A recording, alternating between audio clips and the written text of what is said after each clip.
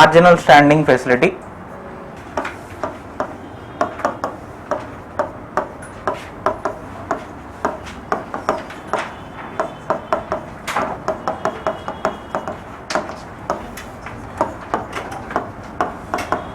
So marginal standing facility.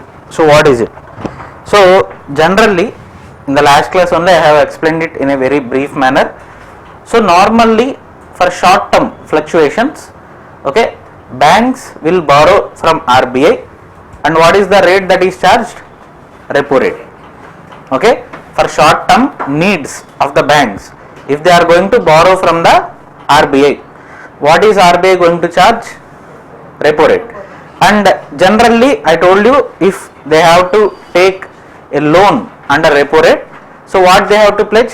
Government securities, and those government securities have to be over and above the SLR limit,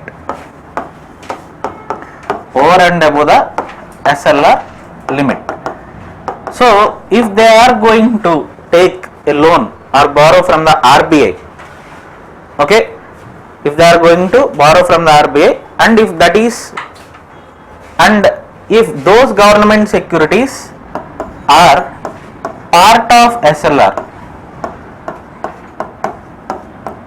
okay, if those government securities are part of SLR, then whatever the RBI is going to charge, the interest rate, okay, that is what we are going to call as marginal standing facility.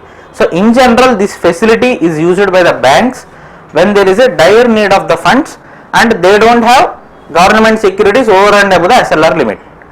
Okay, so it is like a last resort again for the banks. But here, because they are going to give government securities which are part of the SLR, the rate will be a little bit higher. Okay, so it is like a penalty for using the government securities which are part of the SLR. So normally, let us say if repo rate today is 5%, this will be somewhere plus 0.25%. Normally this is the case. Repo rate plus 25 BPS we call it, 25 base points. Here base 25 base points is nothing but 0.25%.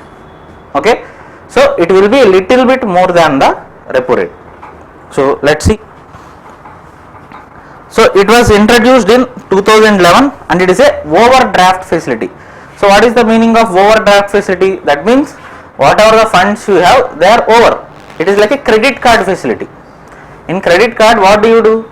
Nothing but right now you will use the funds, tomorrow you will pay. For that you may have to pay the interest. Okay, so that is what is a overdraft facility, and here a bank can take a loan up to 2% of its NDTL. So there is a limit as well. 2% of the net demand and time liabilities. So through this facility they can't take how much ever they want. Again there is a limit, 2% of the NDTL, and its maturity is also not fixed and interest is charged on a per day basis because it is for short term. Okay, this is for short term on a per day basis, and interest rate is above the repo rate, generally plus 25 base points. But that may not be the case always, but generally that is what is followed. Okay, it is not necessary. And to borrow under MSF, banks have to pledge government securities which are included under the SLR. Okay, that means they are part of SLR. And during the COVID time, this limit, whatever the 2% NDTL, it was increased to 3%. Okay, so but again after that, now it came down to again 2% only. So however RBI wants, it can change the limits. That is not a very important aspect, but generally it is 2% of the NDTL. And the important aspect, the difference between repo rate and marginal standing facility is what? In repo rate, over and above the SLR limit, whereas in the marginal standing facility, government securities which are part of the SLR, so that's why the interest rate will be a little bit more. Again same thing, if marginal standing facility the rate increases, generally what will happen to the money supply?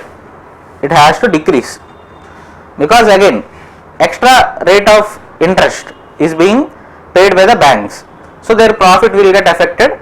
So even if MSF rate increases, generally money supply will get decreased.